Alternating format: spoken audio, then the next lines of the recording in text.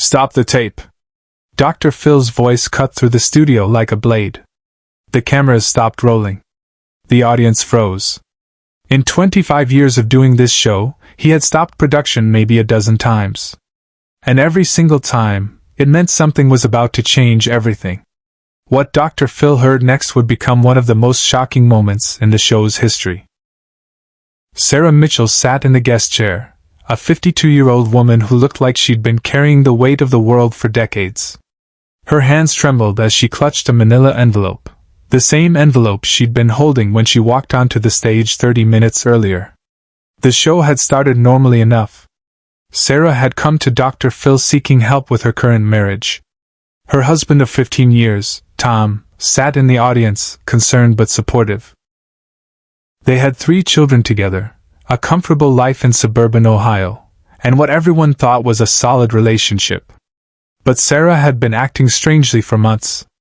Distant. Anxious. Waking up in cold sweats. Tom had convinced her to reach out to the show, thinking perhaps she needed professional help processing some kind of trauma. Nobody knew that Sarah was about to reveal a secret that had been buried for 30 years. Dr. Phil had been walking through the standard questions. Sarah, your husband tells me you've been having panic attacks. Can you tell me when these started? Sarah's eyes darted to the envelope in her lap. About 6 months ago, she whispered. And what triggered them? Did something happen 6 months ago? That's when Sarah's composure cracked. Tears streamed down her face as she looked at her husband in the audience. Tom, I'm so sorry. I should have told you before. I should have told everyone before. Dr. Phil leaned forward. After decades of reading people, he knew he was about to hear something significant. Sarah, what do you need to tell us? Sarah's voice dropped to barely a whisper. My first marriage, it never ended. The studio went completely silent. Dr. Phil's expression shifted from professional concern to genuine shock. Tom stood up in the audience, confusion written across his face. The producers in the control room exchanged glances. This was not what anyone expected. Hold on, Dr. Phil raised his hand. Sarah, are you telling me that you're still legally married to your first husband? Sarah nodded, unable to speak. The envelope shook in her hands. Stop the tape, Dr. Phil said quietly. He turned to the producers. Stop everything. Right now. What nobody in that studio realized was that this revelation was just the beginning. During the commercial break, Dr. Phil sat down next to Sarah. The audience remained in their seats, whispers spreading like wildfire. Tom had been escorted backstage by production staff, his face pale with shock. Sarah, Dr. Phil's voice was gentle but firm. I need you to tell me everything. And I need the truth. All of it. Sarah took a shaky breath. I was 19 when I married Michael. We were so young. Too young. The marriage lasted less than a year before he left. Where did he go? I don't know. One day he was there, and the next day he was gone. No note. No explanation. Just gone. Dr. Phil processed this. And you never filed for divorce? I tried. Sarah's voice cracked. I went to a lawyer. But Michael had disappeared completely. No forwarding address. No contact information. The lawyer said I could file for divorce by publication, but I was young and scared and broke. I couldn't afford it. And then, time just passed. Sarah, Dr. Phil said carefully. What's in that envelope? Sarah's hands trembled as she opened it. Inside were several documents. Old, yellowed papers that looked like they'd been stored away for decades. But there was something else. A newer document. Something recent. 6 months ago. Sarah began, her voice steadier now. I got a letter. From a lawyer in Florida. It said that Michael had died.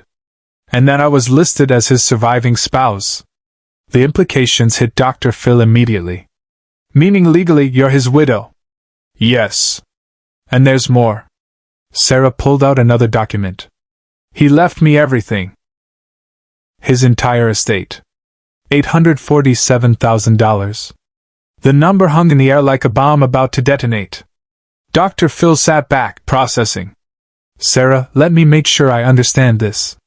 Your first husband, who disappeared 30 years ago, died 6 months ago. And because you were never legally divorced, you inherited nearly $1 million. And your current husband doesn't know. Sarah finished. Nobody knows. I've been living with this secret for 6 months, and it's destroying me. Subscribe and leave a comment, because the most powerful part of this story is still ahead. When they came back from break, Dr. Phil had made a decision that surprised everyone. Tom was brought back to the stage, but Dr. Phil had also done something else.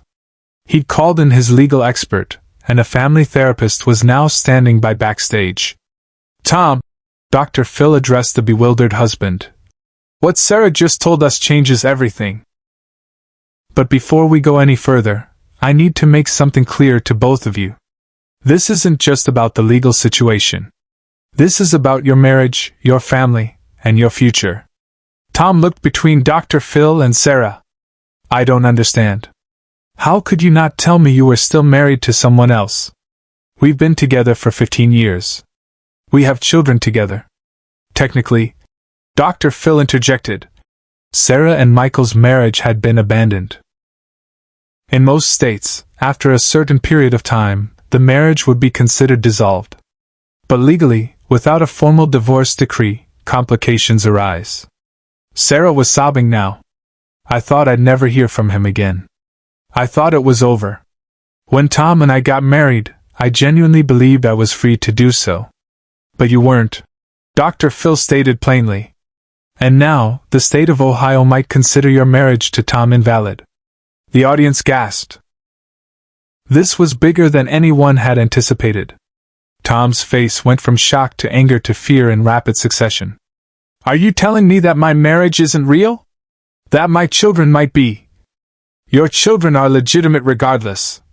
Dr. Phil quickly reassured him. Ohio recognizes putative marriages, marriages entered into in good faith. But we need to address this properly, legally and emotionally. Dr. Phil turned to the camera, speaking directly to the audience at home. What you're witnessing here is something that happens more often than you might think. People disappear. Marriages dissolve without proper legal closure. And decades later, the consequences come back. He turned back to Sarah and Tom.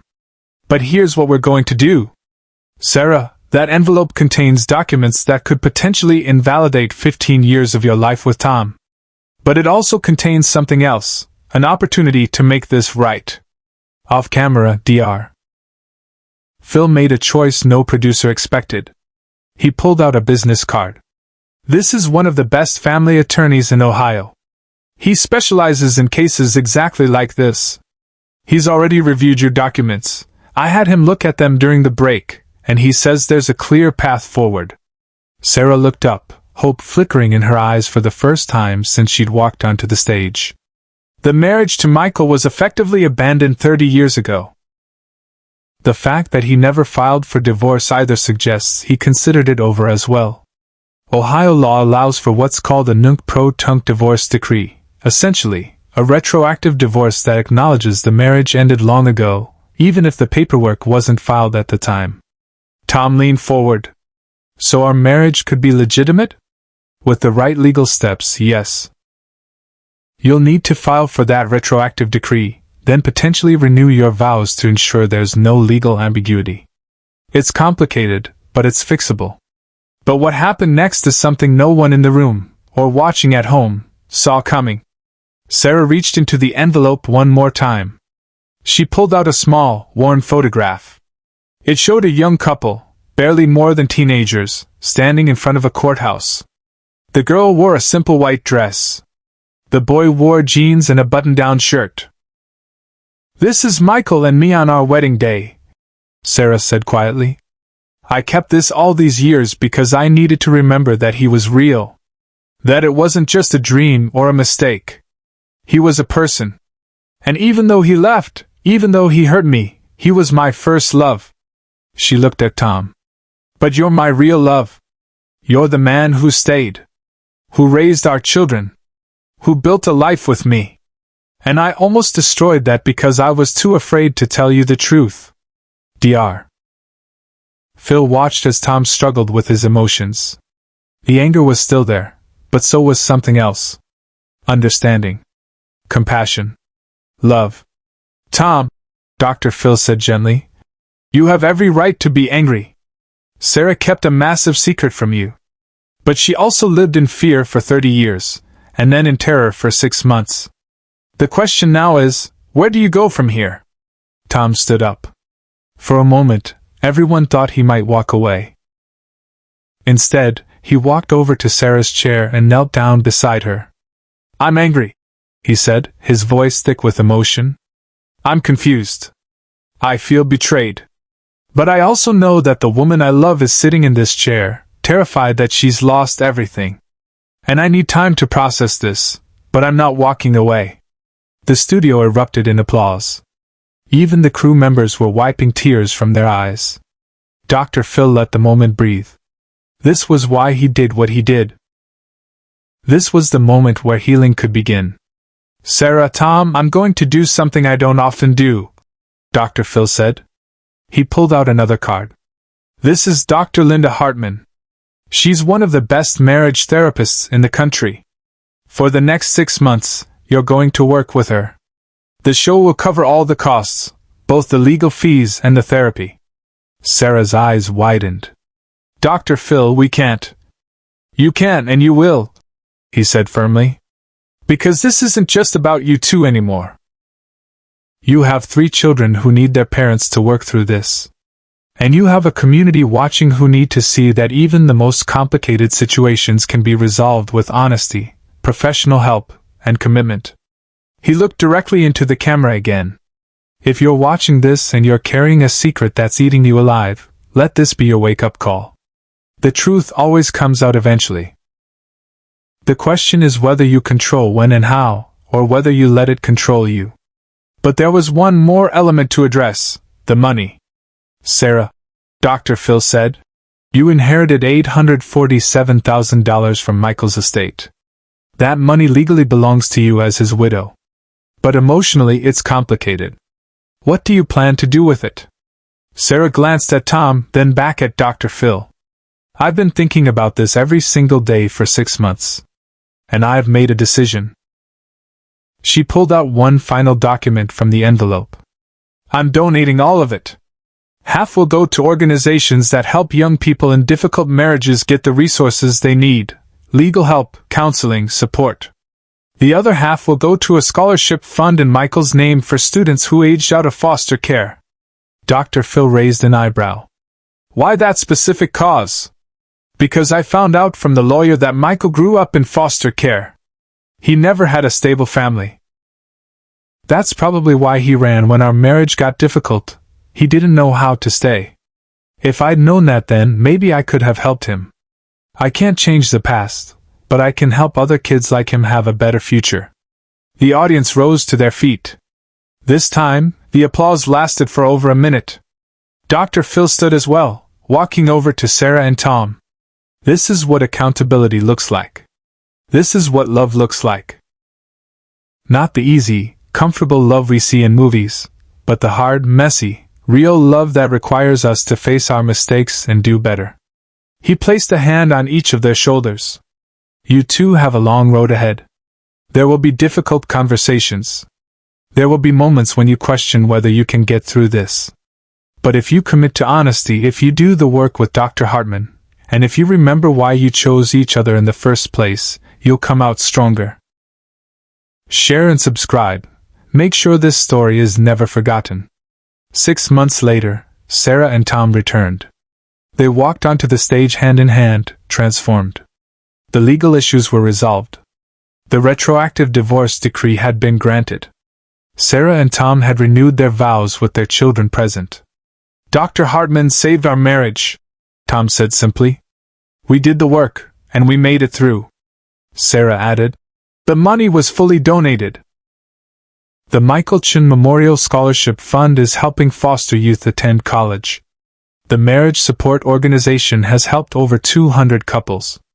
The manila envelope that once held Sarah's darkest secret now held thank you letters from scholarship recipients. Dr. Phil held up one letter. This is from Marcus, who aged out of foster care.